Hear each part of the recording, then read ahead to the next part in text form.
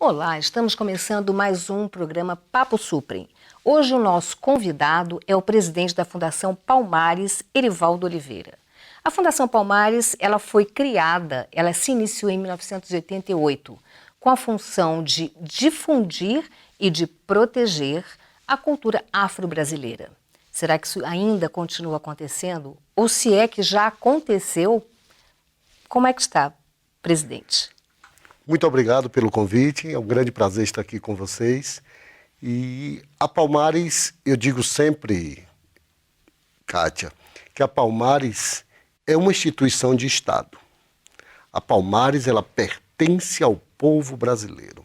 Ela pertence aos movimentos afro que tanto lutaram nas décadas de 60 e de 70 e que culminou na fundação, na lei de criação da Palmares, no dia 22 de agosto de 1988. Então, a Palmares é resistência, a Palmares é luta, a Palmares é de efetivamente promover não só a igualdade, mas como a promoção e a mobilidade social do povo afro-brasileiro. Agora, presidente, vamos conversar um pouquinho sobre esses 30, porque ano que vem completam 30 anos de Fundação Palmares. Nesses 30 anos, houve avanço? Vamos conversar primeiro pelos avanços. Houve avanço? Como é que vocês estão lidando com todo esse comportamento em relação à preservação da cultura afro-brasileira? Houve grandes avanços. O racismo era mais exacerbado. As pessoas tinham vergonha de dizer que era negra. Hoje as pessoas se assumem como negra. As pessoas tinham vergonha de usar cabelo crespo, black power e de qualquer natureza. Hoje as pessoas usam com a maior tranquilidade. As pessoas se assumiram. As pessoas diziam que era parda, morena, né? Café com leite. Hoje as pessoas dizem que são negras. Mas jamais diriam que era negros. Negros, jamais eles diziam. Então, nós nos assumimos como tal. Houve avanço na área de reconhecimento da desigualdade. E o que é esse reconhecimento da desigualdade? Nós temos uma política de cotas, que muita gente torce o nariz, mas é uma política de um grande avanço, porque eu costumo dizer que as cotas... Inserção. Exatamente, as cotas é como uma corrida de 200 metros, em que o branco já saiu 150 metros na frente. Né? Claro que a gente ia chegar depois, e as cotas é uma inserção. As cotas, ela não pode acabar. Por isso que tem que ter cotas nos concursos públicos. Muitos concursos já têm as cotas. Então, nós precisamos avançar cada vez mais. Porque as cotas não é a eterna. Vai ter um dia que as cotas acabarão quando todos tiverem as mesmas oportunidades. Enquanto não tiver a mesma oportunidade, nós temos que ter as políticas de igualdade. Agora, uma previsão. Quanto tempo o senhor acha que vai levar isso? Mais 200 anos? Sempre me pergunto isso. Depende. Porque política pública, os recursos são escassos. E como os recursos são escassos, aqueles que têm mais poder de pressão sobre o governo, eles levam maiores recursos. Veja bem, a pressão do movimento negro, a pressão das comunidades quilombolas, ela tem que ser forte. Eu me lembro que na década de 90, o movimento dos trabalhadores de sem terra começaram uma pressão sobre o governo federal e o governo federal foi obrigado a criar o Ministério do Desenvolvimento Agrário. É aí que a pauta do assentamento, da reforma agrária, entra no governo federal. Se o movimento negro não pressiona as instâncias de poder para ter políticas públicas para ele, pode durar mais 200 anos, mas se a gente pressiona, pode durar mais de 10 anos apenas. Você pode pegar a Lei Rouanet, que tanto benefício fez a grandes artistas, e por que não ter um item na Lei Rouanet para financiar a cultura afro-brasileira? Falta pressão, falta organização nossa. Como baiano, como é que o senhor vê essa questão? Porque o senhor é um baiano. Primeiro, o senhor é um gestor, um educador e vamos dizer assim, um militante. É uma fórmula perfeita para elevar a Fundação Palmares, para elevar a causa negra, que aí vamos ressaltar, dita minoria, e que, na verdade, nós temos um país que é predominantemente negro, ficando atrás de um único país africano, que é a Nigéria. Como é que o senhor explica isso? Veja bem, a gente tem que dimensionar o seguinte. Eu não acredito em um órgão governamental que você não tenha gestores no seu quadro. Porque eu tenho que saber efetivamente qual é a demanda do meu público, que é a comunidade afro-brasileira, e traçar a política pública para atender aquela demanda. Porque as demandas, elas não são eternas. Demandas é para eu atender e acabar. Com certeza. Um dia a tuberculose matou, hoje não mata mais. Né? Um dia o grande problema era invasões de terra. Lembra do Eldorado dos Carajás? Sim. Morreram tantos sem terra. Hoje, essa situação está se resolvida, está se resolvendo. Não temos ainda 100% de reforma agrária, mas temos políticas públicas sociais que levam ao atendimento dessas demandas. Ora, e quais são as demandas da população afro-brasileira? Eu tenho que ter um teatro financiado para essa população, que nós somos maioria. Você tem 10 milhões de brasileiros negros bem-sucedidos, não é? Que tem conta em banco. E por que esses bancos também não financiam a cultura afro-brasileira como financia a cultura, né, dita predominante? Por que não financiam peças de teatro como Itaú, Bradesco e outros bancos e não financia a cultura afro-brasileira? Nós temos que refletir. Isso vai dar pressão.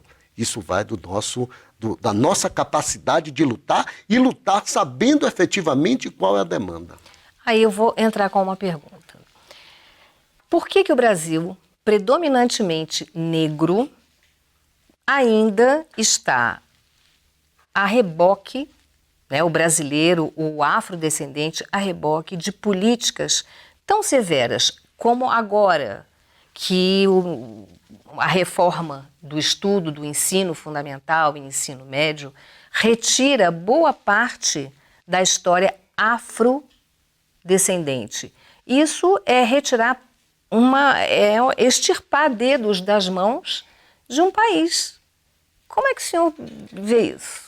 Quando eu estudava, o ensino de artes não era obrigatório, mas nós tínhamos o estudo de artes. Eu tinha uma diretora na minha escola que dizia assim, a mesma importância que tem artes, que tem matemática na minha escola, a mesma importância tem artes. O que eu quero dizer com isso? Que a Lei 10.639 é de 9 de janeiro de 2003, portanto, 14 anos. E até hoje ela não foi efetivamente implementada. E era obrigatória.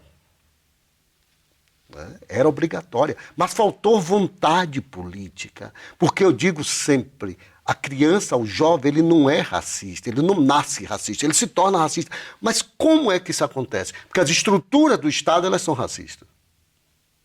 As estruturas são racistas. Eu tenho menos recursos para a cultura afro, eu tenho menos importância para a cultura afro. Então, não é que ele não se tornou obrigatório que isso não vai ser implementado, que nós estamos implementando.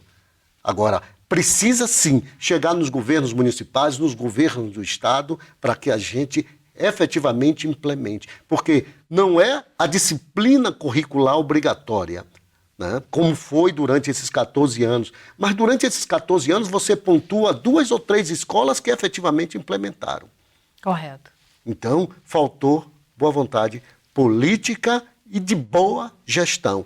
Não tinha livro didático, por exemplo. Nós lançamos um livro agora, que é o que se você sabe sobre a África, que estamos lançando no Brasil inteiro. Lançamos na última semana, nós lançamos em Serra, Cariacica e Vila Velha, no Espírito Santo. Isso quer dizer o quê? A Palmares saiu das capitais também, e a Palmares está indo para o interior, interiorizando todas as nossas políticas públicas. E essas políticas públicas hoje, da forma como o senhor acabou de explicar, que não foram implementadas, que elas foram, vamos dizer assim, deixadas em segundo plano, isso pode estar aumentando, pode ser uma das razões do aumento desse racismo, dessa violência, dessa intolerância, porque o Brasil hoje vive uma intolerância muito grande com as ditas minorias, em especial com o negro. O senhor acha que pode estar acontecendo isso por falta de uma consciência, por falta de um trabalho de conscientização verdadeiro, por falta de mostrar que o negro é fundamental e que foi fundamental, que grandes reis e rainhas saíram como escravos da África e vieram aqui para colonizar, como nós conversamos agora, pouco antes da nossa entrevista, que os mineradores começaram com os negros. O senhor acha que isso pode ter sido um dos motivos dessa intolerância hoje no Brasil? Toda intolerância e todo racismo é fruto da falta de conhecimento. A senhora tem racismo ou intolerância com o romano, com o grego, porque a senhora estudou a cultura grega e romana. Mas nós não estudamos a cultura afro. Se nós não estudamos a cultura afro, a gente pensa que num terreiro de candomblé se expulsa demônios. Porque a gente não conhece a filosofia das religiões de matriz africanas. No dia que a gente conhecer, a gente vai ver que a única religião do planeta que preserva o meio ambiente, porque todas as nossas crenças estão nas matas, nos rios. Olha só. Nós preservamos o meio ambiente, preservamos os animais e nós somos a cultura da paz. Nós promovemos a vida. Né? Então as pessoas não conhecem um terreiro. No dia que a gente começar a levar um estudante no terreiro, ele vai dizer, meu Deus, como eu fui injusto esse tempo todo. No dia que a gente transformar os terreiros em pontos de cultura, como você tinha na Igreja Católica há muitos anos, aquelas catequeses que você fazia, e ali os jovens estavam, ele via que ali não, ali se cultua um Deus, ali se cultua nossos orixás. Então a ignorância vem daí. Né? A ignorância ela começa a partir do momento que eu não estudei. E aí a senhora tem toda a razão, Kátia. A gente precisa colocar isso urgentemente na escola, porque é a partir dessa ignorância que vem a intolerância religiosa e os preconceitos. Não é? Porque esse preconceito é fruto, né, desse desconhecimento. Poucos brasileiros sabem que quem achou minério no Brasil foram os africanos. Poucos brasileiros sabem. Poucos brasileiros sabem que todos aqueles arqueodutos lá em Minas Gerais foram feitos pelos africanos. Você vai em Ouro Preto, a cidade está em cima e embaixo só tem mina. E eles fizeram aquilo para nunca cair. Nos tempos modernos, a senhora viu o que aconteceu na São Marco, né? Com certeza. Que destruiu Mariana. Nos tempos modernos. Porque lá com os africanos não acontecia acidente daquele tipo. Quer dizer, o africano, então, hoje, nós podemos dizer que essa intolerância é uma falta de conhecimento total da história afro-brasileira. A gente vê segmentos de religiões, eu não quero citar o nome, que eu respeito todas, né? E a gente tem que respeitar as religiões alheias, e eles citam coisas absurdas, né? Como se ali você tivesse uma religião do demônio. A religião afro-brasileira é o que há de mais lindo. E depredação, né, do patrimônio. Porque aquilo é um patrimônio. É um patrimônio histórico, imaterial, cultural, tudo. É perfeito. É um patrimônio africano que precisa ser preservado. Eu sempre brigo com o nosso IFAM, que é um grande parceiro, mas eu sempre brinco com a presidente do IFAM, que eu digo a ela, a gente precisa tombar mais terreiros. Eu tenho mais de 100 igrejas tombadas no Brasil, igreja católica, e eu só tenho 8 terreiros tombados. Eu preciso tombar mais. Tombar. Ali tem história de um povo. Ali tem a história de um povo que veio colonizado, escravizado e ainda produziu milagres de fé no extremo ocidente, preservando a sua religião e a sua cultura. Presidente, nós vamos continuar a nossa conversa, que eu queria voltar sobre realmente essa intolerância religiosa, que é muito importante. Mas nós vamos fazer um breve intervalo. Nós estamos no Papo Suprim. É um programa onde você tem toda a abertura para falar sobre tudo que liga o homem, a natureza, a divindade, a tudo que é de melhor para todos nós. Nós estamos no YouTube, 24 horas por dia. TV Suprim, Brasília. Voltamos já já.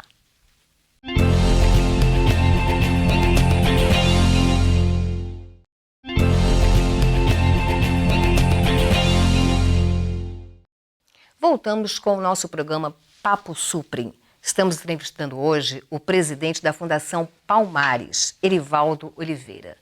Presidente, nós estamos aqui falando sobre toda essa cultura afro-brasileira e aí paramos no bloco anterior sobre essa questão da religiosidade. Infelizmente, vários terreiros de Umbanda, Candomblé, estão sendo depredados. Isso é uma forma de se acabar, de se aniquilar e até de, vamos dizer, de intimidar a cultura afro-brasileira. Estou errada? Está certíssima, Kátia. Nós estamos muito preocupados com isso, juntamos a CEPIR, Secretaria de Segurança Pública em diversos estados, para a gente acabar com essa intolerância. Nós temos um programa que nós lançamos no ano passado, chamado Filhos do Brasil. É uma campanha de 1 minuto e meio falando sobre a intolerância religiosa, né? Que você tem direito a ter sua religião. Você tem direito até a não acreditar em nada. Né? Perfeito. E a gente fazia uma mesa, né, com pastores, padres, rabinos, né, ateus, para discutir essa religiosidade. Porque se cada uma religião aproveitar o que há de melhor em todas as outras, nós teríamos uma perfeição. Né? As próprias duas religiões antagônicas do mundo de hoje, que é o cristianismo e o islamismo, são filhos do mesmo pai. Sim. Das 12 tribos de Israel que se separaram. Então, cada um fica querendo ter razão mais do que o outro.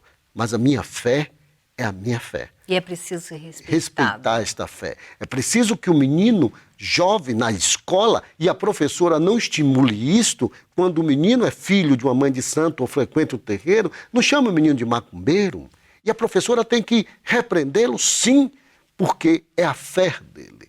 É a fé da família dele, é a fé da religião de matriz africana. E a gente tem que ter muito cuidado, porque eu tô de olho nisso, por isso que eu estou visitando a maioria das comunidades quilombolas, que eu não gosto de chamar de comunidade, eu gosto de chamar de territórios quilombola. Hoje são quantos no Brasil? São 310, ou 3.100 certificados, fora mais de 500 que estão em processo de certificação.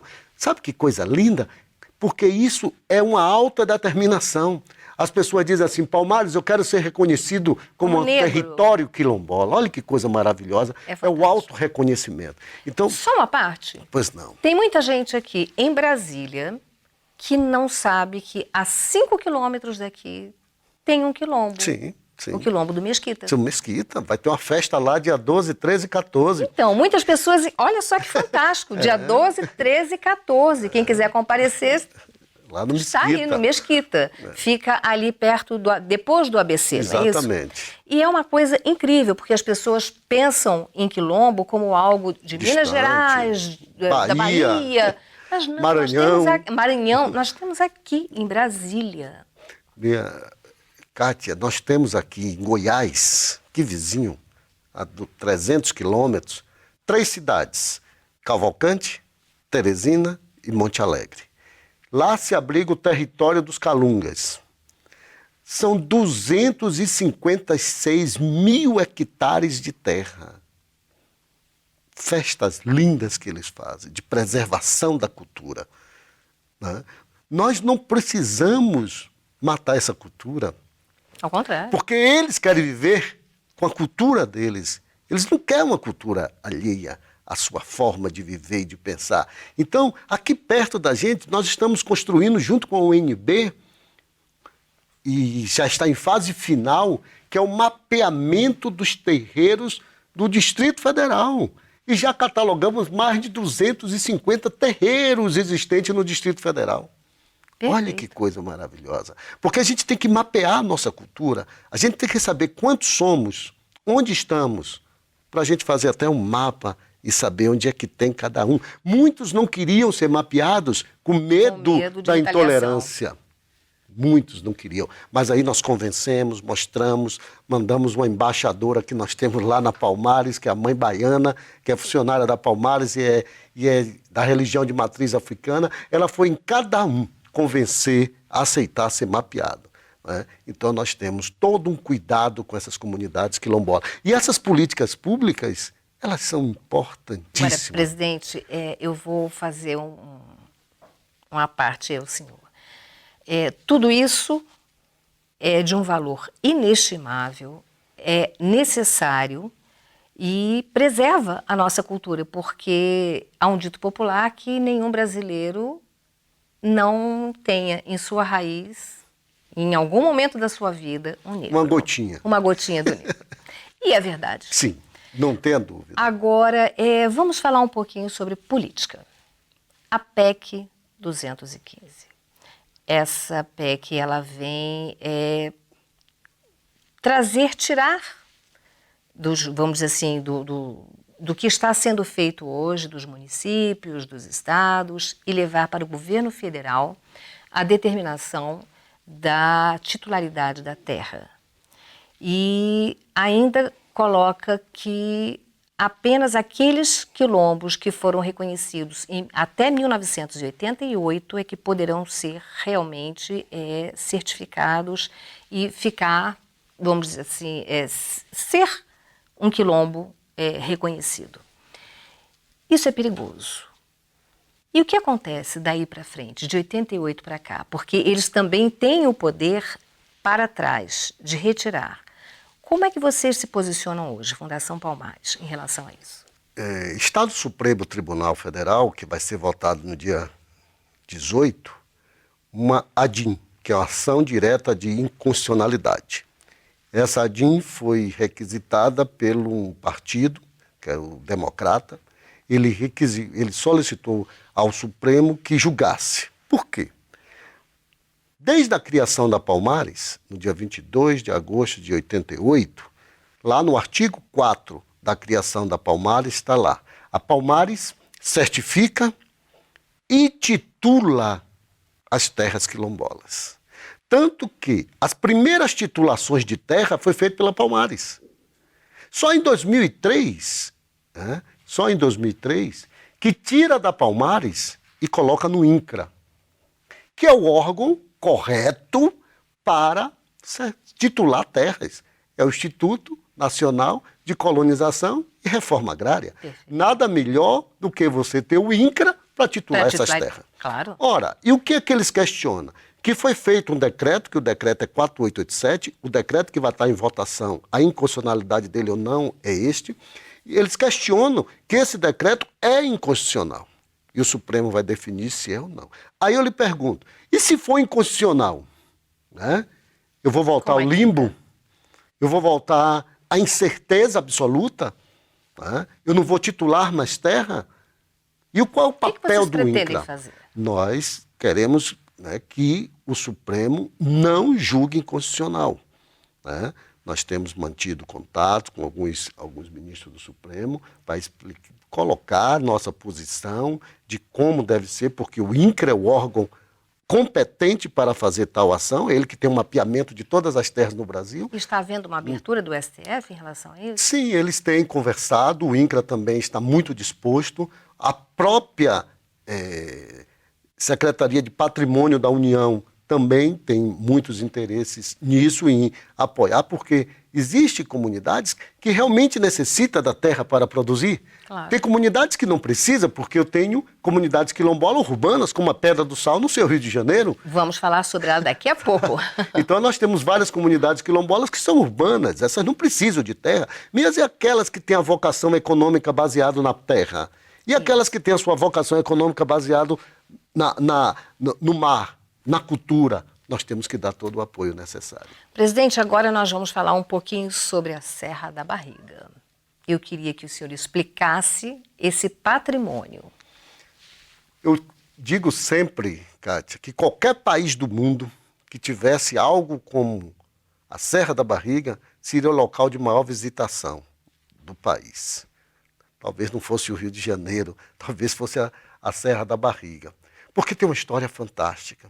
Eu me emociono toda vez que eu falo da Serra da Barriga. Porque ali você teve um massacre. Você teve um massacre de mais de 30 mil negros, todos decapitados. Você tem uma área de 64 quilômetros quadrados. Você vai subir na Serra da Barriga, eu vejo que até a sua emoção vai se modificando. Né? É uma energia diferente. É tudo diferente. E aí você chega lá em cima, você vê aquele paraíso, e eu fico muito triste, porque a Serra da Barriga é um patrimônio do Mercosul. E foi escrito ano passado. Exatamente. E os meus amigos aí de Alagoas abracem a Serra da Barriga e a sua escola e a sua história. Ela não é só patrimônio do estado de Alagoas e nem do Brasil. Agora, ela é patrimônio do Mercosul e a gente, com certeza, vai elevar a condição de patrimônio da humanidade, porque tem história. Eu estava na votação no dia 1º de junho, lá em Buenos Aires, na votação que a Serra da Barriga foi elevada a essa condição, e todos os 9 países que estavam presentes, com exceção da Venezuela, porque chama Mercosul, mas todos os países participam, só a Venezuela que não estava presente, foi unânime e ficaram entusiasmados com o nosso dossiê e com o nosso plano de desenvolvimento para a Serra da Barriga.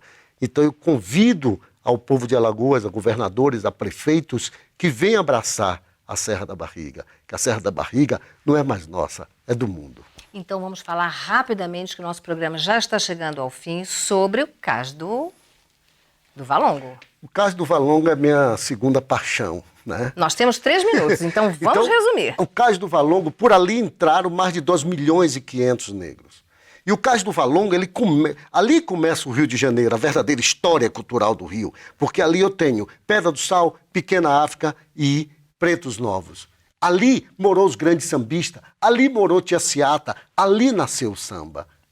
E tem uma história de um livro fantástico de Lira Neto, A História do Samba. A história do samba se confunde com o caso do Valongo. Só que o caso do Valongo agora, ele está sendo gentrificado, ou seja, os negros estão saindo do seu local de origem porque com a Copa do Mundo, com as Olimpíadas, eles tornaram aquele lugar um lugar de maior valor e com isso aquelas pessoas que não têm condições, que são infelizmente os negros, estão saindo e houve uma gentrificação. Explica, por favor, rapidamente tudo isso. Veja e o que bem, pode ser feito. Existe uma resistência muito grande no Rio para essa saída. Pedra do Sal, por exemplo, a Pedra do Sal é um símbolo de resistência do Rio e ele está ali naquele entorno. Então, eles resistem. E nós temos que dar toda a condição e assistência para que eles continuem resistentes. Nós estamos fazendo um museu que está sendo capitaneado pela Prefeitura do Rio e pela Secretária de Cultura do Rio, que eu mando um abraço para ela, que é a Nilcemar Nogueira, a neta do Cartola, e ela está fazendo um museu do Rio de Janeiro, né, o Museu do Cais do Valongo, que é naquele casarão onde funciona a Ação e Cidadania do Betinho, e a gente vai funcionar ali dentro. E ali a gente quer, novamente, trazer a história de volta. A gente precisa recontar a história para o nosso povo, porque as pessoas têm que entender que aquele Cais do Valongo não é apenas aquele sítio arqueológico que está ali. Por ali passaram 2.500.000 negros e por ali passou a cultura do Rio de Janeiro. Então, nós vamos defender com unhas e dentes cada palmo do Cais do Valongo e cada palmo da Serra da Barriga. Meia palavra sobre os 30 anos da Fundação Palmares para nós encerrarmos. Resistência. Resistência é a cara da Palmares. Eu costumo usar muito um trecho de um poema do poeta baiano chamado Ali Salomão, que a felicidade do negro é uma felicidade guerreira. E nós não temos medo de ir para a guerra. A gente luta para preservar a nossa cultura. E tem na Palmares um grande aliado. Tanto que a Palmares, ela nunca foi hostilizada em lugar nenhum desse país. Sabe por quê? Porque ele sabe que a gente defende as condições e a cultura afro-brasileira no topo. Perfeitamente. E agora sobre essa onda de racismo. Uma última palavra. A gente sempre acha que o racista é o vizinho, que o racismo não está na gente. Não é? A gente tem que começar a olhar nossas atitudes racistas. Que as pessoas têm atitude racista. É o medo do negro que cruza a rua, é o segurança do supermercado que acompanha o negro quando entra no supermercado, é você ser barrado na porta de uma palestra quando você é o palestrante. Né? Então a gente precisa de todas as formas ir colocando na cabeça das pessoas que o racismo está dentro dela. O racismo não é minha culpa. Por isso que eu digo, a gente não vai fazer a revolução étnica no Brasil apenas com os negros. A gente tem que chamar os brancos. Por quê? Martin Luther King, quando fez a grande caminhada dele, os Estados Unidos tinham apenas 10% da população negra, mas a população branca aderiu à causa. E a gente tem que chamar todos os brancos, louros, azuis, né, para que participem, que venha desmistificar essa situação que é vexatória no Brasil, que é esse racismo, muitas vezes camuflado na famosa democracia racial, né? Que reina no Brasil só no período do momo, só no período do carnaval, mas na quarta-feira da fé católica, aí acaba completamente. Acaba a democracia racial. Então nós precisamos praticar a democracia racial 24 horas por dia. A gente tem que fazer com que os nossos negros sejam respeitados. A gente não quer mais nada além disso, apenas respeito e aos nossos 300 anos de escravidão. Porque você foi escravizado durante 300 anos por um Estado, e esses 300 anos que você foi escravizado por um Estado, o Estado lhe colocou na sarjeta sem lhe dar R$1 de indenização. As políticas de afirmação é para você ter esse resgate. Presidente, muito obrigada por sua participação. Esteja conosco outras vezes. Eu que agradeço. Um abraço para todos da TV Supreme, que nós estamos sempre à disposição para qualquer coisa que vocês quiserem no que tange a políticas públicas, a gestão, a educação e a cultura afro-brasileira. Estaremos sempre à sua disposição. Obrigada. Eu acabei de entrevistar o presidente da Fundação Palmares, Erivaldo Oliveira. O nosso Papo Supreme de hoje acaba aqui. Um grande abraço e até a próxima.